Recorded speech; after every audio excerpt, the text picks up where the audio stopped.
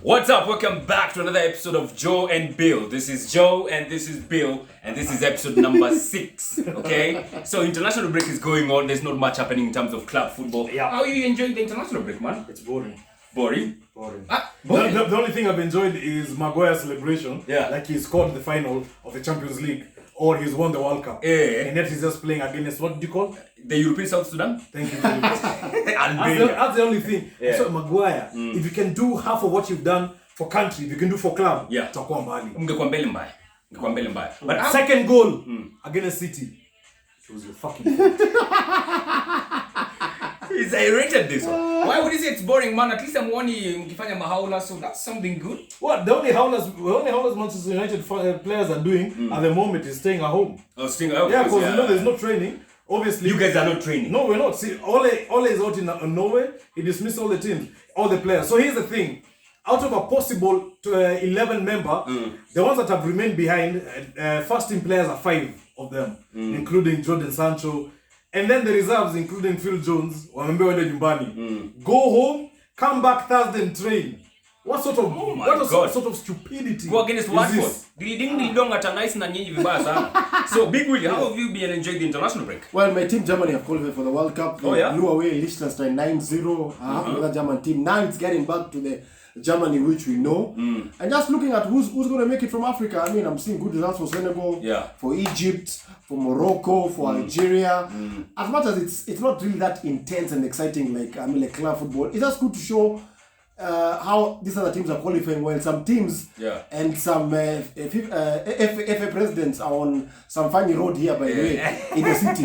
One guy is enjoying the qualifications on Kiamburu. He's enjoying ameshikwa. He knows himself. Shukisha.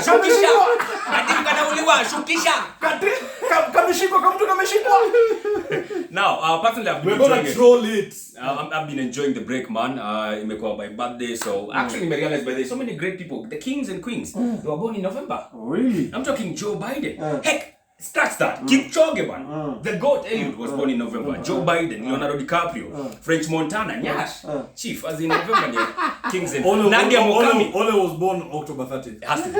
I'll miss November by but yeah. That small thing missing. That is why he's not elite.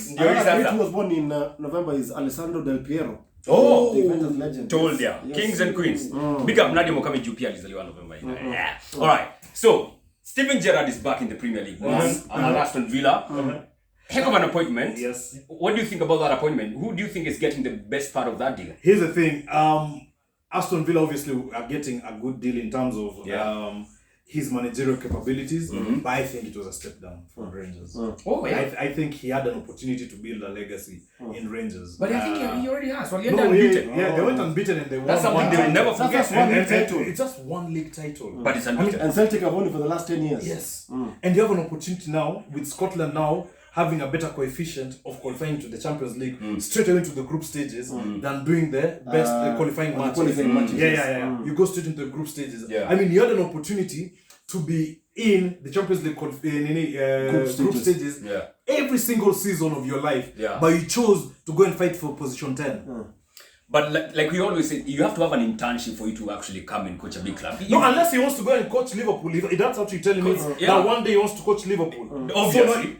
But you want to tell me if you have a success at Rangers for 5-6 seasons, that does not command a CV for you to be discussed as a Liverpool possible manager. Big Will. Yeah, I agree. I think for me it's a risky move because That's very Aston Villa, if things don't improve for them this season, they're probably going to be in a relegation dogfight. Yeah, we've learned a lot from Villa this season. I mean, after last season, the way they were blowing teams, by the way, and the way they're playing well, they've got a very good core of Watkins, Danny Ings. They've signed Akina Buendia, they've signed Akina Leon Bailey, and they're not really gelled. In fact, for me, Dean Smith should have stayed because those guys were injured and they really hadn't gelled yet. So how they got rid of Dean Smith so quickly, that was I don't know. It was too But heavy. they were salvaging a ship before it hit rock bottom, right? As in waiting until you hit rock bottom, you say like we need to make a change. They were gone for five games without winning. Steven Gerrard. Who else from could they have Rangers. got? Who else could they have got? They could have tried Lampard then. My view was that maybe Steven Gerrard should have gone and coached another team in the Premier League before he gets now a big. Because Villa is a big club. It's a mid-table team. In the Midlands, it's Birmingham. It's a big team. Yeah. With a lot of history. But still a mid-table team in the They actually have a European Cup, and some team in London has got no European Cup. Yeah. Yes. Those stories are Bunwasi easy. But don't you think now he's coming to Aston Villa where he's now exposed to better quality players than he was at Rangers? I still no. If you look at the likes of Taverner, even in terms of budgeting, they can still get a better budget. You look, in terms of budget, fine. If you're talking about the financial, yes. The financial ways, obviously, it makes the decision easier. Yes. But at the end of the day, you have an opportunity, and I know maybe people are thinking that I'm thinking sort of in a shallow way, but you have an opportunity every season to be in the Champions League. That comes with its own revenue. There's no guarantee for Aston Villa that they may be playing in the Champions League. For Aston Villa, of course, the ambitions will be what? Get to top 10. Is there mathematics whereby somehow he's been told, finish top 10, then this is the amount we're going to get as Aston Villa Football Club that outweighs what you're going to get at Rangers. Yes. Is there such a calculation? Yeah, because even his agent, whoever Gerrard's agent is, if he did not get a very good pay cut at the end of the day from this deal, you drove Gerrard to his disgrace. Yeah. I'm willing to bet that he actually got a better deal in terms of finances. Yeah, money-wise, yes, definitely. Money-wise, he did get a... Yeah. So the Premier League is a big beast in terms of cash. So you'd say who got the better deal here? Is it Aston Villa or is it Gerrard? Steven Gerrard. Steven Gerrard? Yeah, Steven Gerrard, yeah. Aston Villa. Aston Villa. All right. Another appointment that was made was Eddie Howe. He came back to the Premier League now after going down with Bournemouth, coming to try and rescue Newcastle from relegation. Do you think he'll succeed? I think he will succeed. Definitely, he'll keep Newcastle in the Premier League afloat. And that's because the January is coming up. The transfer window is coming up. There are a lot of Championship players that are still in Newcastle. When Newcastle was promoted into the Premier League a couple of seasons ago, there are still players who played in the Championship who are still holding positions, who have been trying to keep Newcastle in the Premier League for this long. But now football changes very fast. And I believe in January he needs to make signings so that there's a lot of dead wood at Newcastle. In terms of where they want to get to. Yes. And in the defense, in the midfield, you know, we can start mentioning names, but you know, someone like John Joe Shelby, I'm not saying he should be sold. Okay. But I believe if he has quality players around him, he can perform better. He can do better. Can you imagine St. Maximin being relegated? Oh boy, that would be cruel. There's no way. Look at the defense. The defense, if you're looking at Killian Clark, we're looking at Jamal Lascelles. Looking at Jamal Lewis is the one on the left. We're looking at Lascelles. We're looking at players that were in the Championship.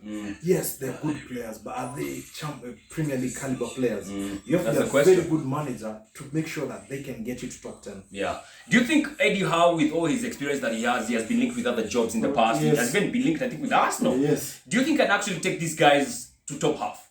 No, I don't think so. It's going to be very tough. Regardless of even if they do make some good acquisitions in January. What will help him a lot is that he's got players who he has worked with. I mean the likes of Wilson, who are there at Newcastle. The key agenda short term for Newcastle is to avoid relegation, finish between position 11 and 15. Then next season, when you've got a full pre-season to work with these players and the money now to buy players, then now he can target now a European place, a conference interest. Newcastle is a big club, man.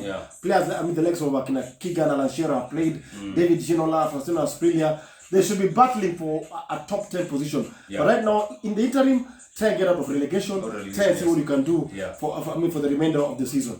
Lampard is being touted. Of course, Alisha Semataki Jovia Norwich. Do you think he should go to Rangers? I mean, in a car like any coach, it's a merry-go-round. It's a merry-go-round. You have to pass through Rangers. Ateta alipitia ndio sasa.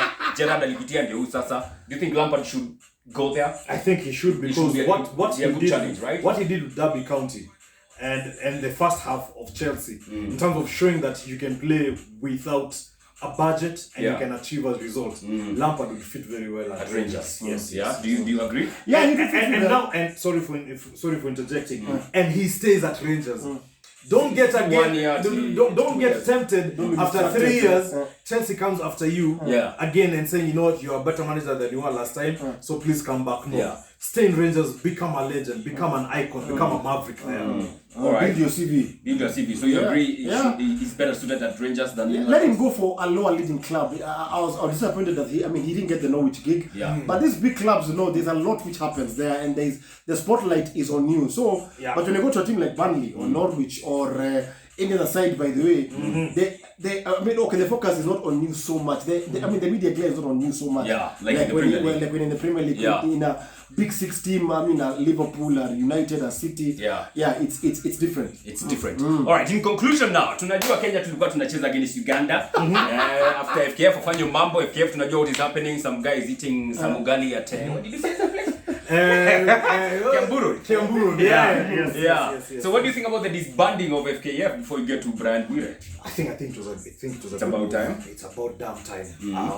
We would rather get banned and stay even 3 years away from international football, but make sure that our framework is back to working ways. Make sure that all these sort of corrupt leaders, corrupt officials who want to take FKF and make it their personal agenda, make it their personal kitty.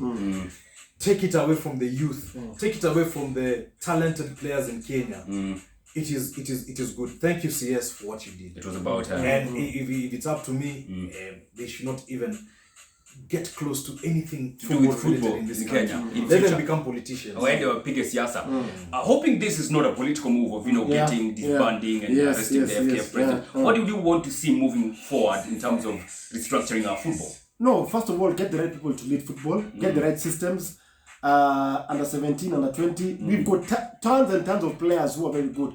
Go to the high school competitions, high school nationals. There are players who are there. What they just need now is just that opportunity to play for the under 20, under 17, get the right coaches. Because once you start building football from that age grade level, your Harambee Stars will be just a piece of cake, because now you're building you're not taking players who have matured, who are good at under 17 level, under 20 level. Then they just now be shipped now into the national team. But it's long overdue, because like I've always said on even like on a radio show, we're not going anywhere with this team. Harambee Stars are not going to Qatar, they're not going to AFCON, and for me, AFCON for me is so dear, because how is it that 24 teams in Africa and Harambee Stars are not even there? No amount. It's a bad indictment. Half of Africa is there in Cameroon. You guys are not even there. It's a shame. It's a disgrace. Absolutely. CAF has made it easier for you to qualify, but you can't even qualify.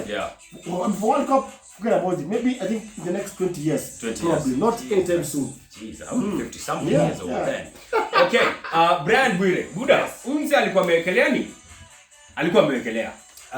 If you've watched Bad Sport on Netflix, there's an episode where it's Juventus, whereby there's much officiating, where corruption is done. And that's what he's saying. So at the end of the day, there are certain mistakes as a goalkeeper you make, and it's understandable. Then there are things you do that actually change the trajectory of either a game or a season, or even a cup. And that's what he did. I believe he should be investigated. He should be investigated. I mean, it's not out of this world claim saying maybe, because you have seen it before. Yeah, I've seen it before. You have guys who have been indicted of doing such match fixing, club football, even national level. Yes. When you look at that foul or that howler that he did so that Uganda can get the equalizer, then though he could benefit in any way. What do you think? You can't help but think this guy had, it's just honestly, right? 2 minutes to go to the end of the game. We're leading Uganda, man. That would have been a priceless victory. Not, of course, in terms of qualifying for the World Cup. But just in terms of rankings and just our confidence up after what would have been a very tortuous day with FKF and the minister shouting at each other. But we just really shot ourselves like in a foot. I agree with you. Pengine alikuwa make a bet. Maybe some guy in Malaysia or Singapore was really waiting for that opportunity. Honestly. Here it comes. I get my money and I'm a rich man. After watching Bad Sport, you can't help but think this guy had something going on, honestly. Okay, that's what's up, guys. Wewe umesema timu yako iko namba? Iko namba 4? Yeah, number Premier League. Yes, for Premier League. 5. Oh, number. It's number 4. 4. Yeah, 4. West Ham are 3. 2 points above Arsenal, right? Chelsea are 1. Yes. Arsenal are 5. Arsenal are 5. Yeah, soon to be 5 points. Manchester United is that section where it tells you see more. See more is if you click see more, you see where that's where you see Manchester United. It's among the rest. Yes. All right. Thank you, gentlemen. Catch you next time. Cheers. Blah, blah.